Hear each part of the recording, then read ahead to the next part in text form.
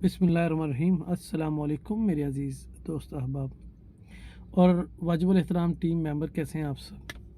YouTube पे कुछ दोस्तों के मैसेजेस आ रहे थे वॉल्यूम से मुताल्लिक़, कुछ लोगों को शक व शुबहात हैं।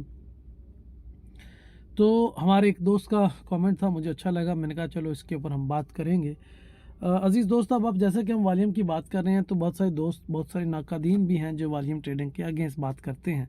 हो सकता है उनके आइडियाज़ किसी हद तक ठीक भी हों, लेकिन हम चूँकि इस काम में अच्छी ट्रेडिंग कर सकते हैं, अच्छा काम कर सकते हैं, तो हम उनको इस बात को, इस नेगेटिविटी को किसी खातर में नहीं लाते। हाँ, ये जो हम लोग जो वॉल्यूम यूज़ कर रहे होते हैं वो ब्रोकर की तरफ से हमें मिल रहा होता है।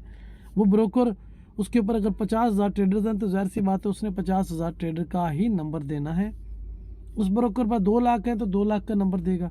तो हम इसका हल क्या करें? कोई तो हल होना चाहिए अगर हमने वॉल्यूम ट्रेडिंग करनी है।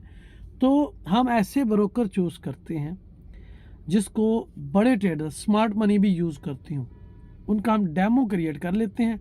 जैसे एक्जी है, जैसे पेपर स्टोन है, जैसे FXCM है। तो उनका जो डेमो अकाउंट्स होता है उसके ऊपर हम अपने इंडिकेटर्स वगैरह अप्लाई करके उनकी मूव, उनके वॉल्यूम को समझते हुए हम अपने मोबाइल से अपने ब्रोकर पर ट्रेड कर रहे होते हैं। तो हम उनका जो वॉल्यूम ले रहे होते हैं वो उन पे ज़ाहिर सी बात है बड़े ट्रेडर्स हैं, बड़ा वॉल्यूम है, बड़ा नंबर है, उनका वॉल्यूम भी अच्छा आ रहा होता है।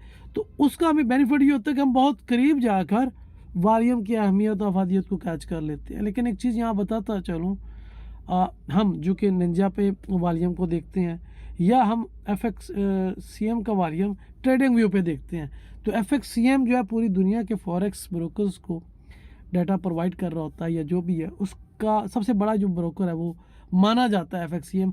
तो FXCM का जो वॉल्यूम होता है वो आम ब्रोकर के निस्बत, जो आम आप लोग यूज़ करते हैं, बहुत सारे ब्रोकर्स हैं, उनसे कई गुना ज़्यादा ऑथेंटिक, वेरीफाइड, पावरफुल ज़्यादा वॉल्यूम होता है। तो हम उसके ऊपर काफ़ी हद तक बेहतर एनालिसिस बना सकते हैं, काफ़ी हद तक ट्रस्ट कर सकते हैं। लेकिन कुछ दोस्त हैं जो कह रहे हैं नहीं जी वॉल्यूम, तो मैंने शुरू में कहा कि वॉल्यूम के नाकादीन हर जगह हैं। तो जो बंदा कहता है कि मुझे 100% वॉल्यूम चाहिए, तो भाई 100% वॉल्यूम के लिए फिर आप ऐसा करें, आप फ्यूचर की डाटा फीड पे आ जाएं। अब फ्यूचर की डाटा फीड जो लोग FXCM पे यूज़ कर रहे हैं, सॉरी निंजा ट्रेडिंग पे यूज़ कर रहे हैं, वो तो बिल्कुल डाटा लेते हैं, वो ट्रायल होता है, कोई 14 दिनों का, कोई 20 दिनों का। रिथमिक जो है वो 1 महीने का ट्रायल देता है। 1 महीने के बाद आपको वो डाटा फीड ख़रीदनी पड़ती है, $10 से $15 उसकी पर मंथ सब्सक्रिप्शन फ़ीस है। लेकिन कुछ दोस्त ऐसे हैं जो नहीं लेना चाहते पेड, तो वो हर महीने एक नई ID क्रिएट करते हैं। हर 15 दिनों बाद जो ट्रायल है वो CQG की डाटा फीड्स हैं, वो निंजा कॉन्टिनियम की हैं, उनका वो ट्रायल लेके यूज़ करते हैं वॉल्यूम में। तो वो वॉल्यूम फिर वही वॉल्यूम होता है जो रियल वॉल्यूम कहलाता है। जो जितना एग्जीक्यूट हुआ वो वही बताएगा, जो अभी एग्जीक्यूट नहीं हुआ वो तो पेंडिंग आर्डर है, वो नहीं बताएगा। जो एग्जीक्यूट हो जाता है वो प्लस माइनस करके आपको डेल्टा की सूरत में दे वॉल्यूम, आपको डायगोनल डेल्टा की सूरत में दे, आपको वॉल्यूम की सूरत में दे, आपको बिड आस्क की सूरत में दे, वो रियल वॉल्यूम होता है। लेकिन उसके लिए फिर ज़ाहिर सी बात है या तो ट्रायल डाटा फीड यूज़ होती हैं या फिर पेड।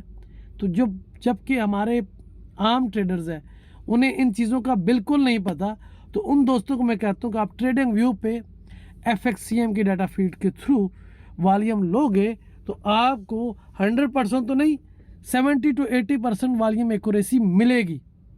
यह है आपके उन सवालों का एक मुख्तसर सा जवाब। दूसरा, ट्रेडिंग व्यू पे फ्यूचर की डाटा फीड भी अवेलेबल है।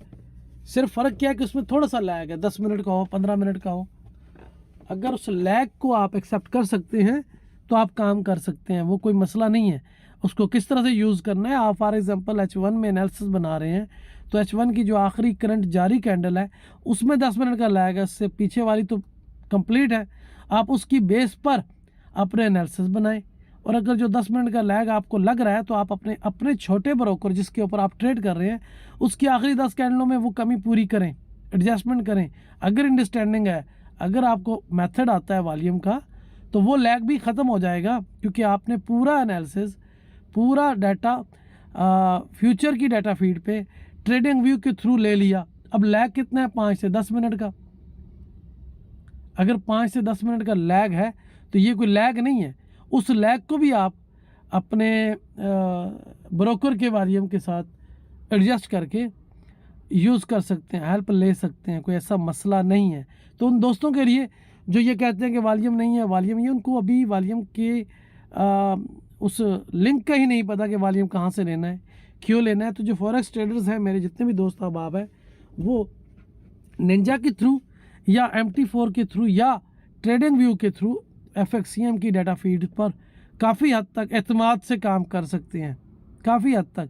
और ये जो लोग नाकादीन हैं, जो लोग बात करते हैं, वो पाकिस्तान में या इंडिया में कहीं किसी कस्बे में बैठे हैं, वो बात कर रहे हैं। अगर ऐसा कोई इशू होता तो वॉल ऑफ स्ट्रीट में, मेन स्ट्रीट में, शिकागो बोर्ड ऑफ ट्रेड में इन चीज़ों पे बहुत पहले आवाज़ उठाई जा चुकी होती, ठीक है ना। तो दुनिया के जो बड़े ट्रेडर्स हैं वो तो FXCM की डाटा फीड पे काम कर रहे हैं, वो फ्यूचर की डाटा फीड पे काम कर रहे हैं, उन्हें प्रॉब्लम नहीं है। पाकिस्तान में कहीं कोई रावी के दाएं बाएं बैठा बंदा वो कह रहा है कि जनाब वॉल्यूम नहीं है, वॉल्यूम गलत है। पिछले दिनों एक साहब ने हमारी किसी पोस्ट पे कमेंट किया था, हम ऑक्शन मार्केट थ्योरी या मार्केट जनरेटर इन्फॉर्मेशन में बात कर रहे थे, तो बीच में वो ICT को लेके आ गया कि ICT जो है वो मार्केट जनरेटर इन्फॉर्मेशन है। ICT एक रिटेल ट्रेडर का मेथड है जिसकी कोई रजिस्टर शुदा कोई तालीम नहीं है, और जो लोग ICT पे काम करते हैं उनके बैकग्राउंड में भी चीज़ें वॉल्यूम की ही आती हैं। जैसे मार्केट प्रोफाइल के कुछ पार्ट्स उन्होंने कॉपी किए, वैल्यू की बातें हुई, सिंगल प्रिंट की बात हुई, तो ये मार्केट प्रोफाइल का पार्ट है, या ऑर्डर फ्लो की चीज़ें हैं। तो वो कॉपी पेस्ट करके अपना एक चूरन बेच रहे हैं मार्केट में, बेचने से हमें किसी से क्या लेना देना। लेकिन volume is a leading tool, और वॉल्यूम क्या है, कैसा काम करता है, बजाय तनकीद करने के आप पॉजिटिव रिस्पॉन्स दें, आप इसके बारे में खोज लगाएं, गूगल से पूछें, यूट्यूब से पूछें। दुनिया के बड़े बड़े यूनिवर्सिटीज़ जो लोग वॉल्यूम पढ़ाते हैं, जो बड़े ट्रेडर्स हैं, उनसे पूछें कि वॉल्यूम क्या है। ये किसी छांगे मांगे और डोंगा बोंगा में बैठे दोस्तों के मशवरों पे आप चल के तनकीद पे आ जाते हैं, कभी भी ऐसा मत करें। दूसरी बात कहता चलूँ कि हम वॉल्यूम के भी कुछ तरीक़ेकार हैं। एक होता है टाइम बेस, ठीक है, उसमें अप डाउन हो सकता है। एक होता है प्राइस बेस। प्राइस बेस ये है कि FXCM की प्राइस पे, किस प्राइस पे कितने बायर और कितने सेलर ने बिड और ऑफर को हिट किया, उसका वॉल्यूम होता है। उस वॉल्यूम को हमेशा एब्सोल्यूट वॉल्यूम कहा गया है। जब वॉल्यूम की बात करते हैं तो फिर हम FXCM के वॉल्यूम को भी उतनी ही अहमियत देते हैं जितनी हम फ्यूचर के वॉल्यूम को देंगे। लेकिन जब हम बिड और ऑफ़र की बात करेंगे तो बिड ऑफ़र में जब बिड और आस्क की जो ऑर्डर्स हैं, अगर उनकी हम बात करेंगे तो फिर हम FXCM से ज़्यादा फ्यूचर पे बिलीव करेंगे कि फ्यूचर में हर ऑर्डर पूरा नाप तोल के लिखा जाता है और उसका जो नंबर आता है वो वही होता है। कोई भी आपको ऐसा गलत बयानी करता है कि वॉल्यूम में ये है तो वॉल्यूम में वो है, तो वो लोग वॉल्यूम की अहमियत, अफादियत, ताकत को नहीं समझते। सो आज के इस क्लिप में, इस इंफॉर्मेशन वाले वॉइस में यही था कि आप लोगों को मैं वॉल्यूम की अहमियत और उसको समझने के लिए जो लिंक बताऊं वो यही है कि आप FXCM के वॉल्यूम पे बिलीव कर सकते हैं, जो वॉल्यूम ट्रेडर्स है, और बड़े आराम से आप कर सकते हैं, कोई इशू नहीं आना। दूसरा, हमने वॉल्यूम को ये देखना है कि वॉल्यूम क्या है, कि किस एरिया में बहुत बड़ा ट्रेडर का हजूम आया और उसने ट्रेड एग्जीक्यूट की, हमने वो लॉजिक या वो लोकेशन ट्रेस करना है। वो हमें FXCM का डाटा हो या हमारे ब्रोकर का, वो हमें तो ये प्रोवाइड करता है कि यहाँ पर बहुत ज़्यादा वॉल्यूम में ट्रेड हुई है। तो हम जाके देखते हैं कि वो ऐसा एरिया कौन सा है, कोई सपोर्ट है, रेजिस्टेंस है, कोई स्विंग हाई है, स्विंग लो है, कोई डे हाई है, कोई डे लो है, कोई ट्रेंड चैनल टॉप है या कोई ट्रेंड चैनल बॉटम है। मार्केट को रोकने के लिए वॉल्यूम आया या मार्केट को चलाने के लिए, कंटिन्यूशन के लिए आया है। तो हमने तो अपनी अंडरस्टैंडिंग को सीधा करना है। तो ये जो 2-4 लोग आ जाते हैं, इनकी बातों को आपने सीरियस नहीं लेना, क्योंकि आप काम करेंगे अपनी अंडरस्टैंडिंग के ऊपर। तो हमने आपकी अंडरस्टैंडिंग के लिए ये सिलसिला शुरू किया है, और उम्मीद करते हैं कि इन चीज़ों से, इन क्लिप्स से, इन वीडियोस से आपकी रहनुमाई में, आपके एजुकेशन में और ज़्यादा इजाफा होगा। तो अब आगे किसी दोस्त की किसी और सवाल को एक्सप्लेन करते हुए हम फिर हाज़िर होंगे आपकी खिदमत में। तब तक के लिए इजाज़त चाहिए। अल्लाह हाफिज़।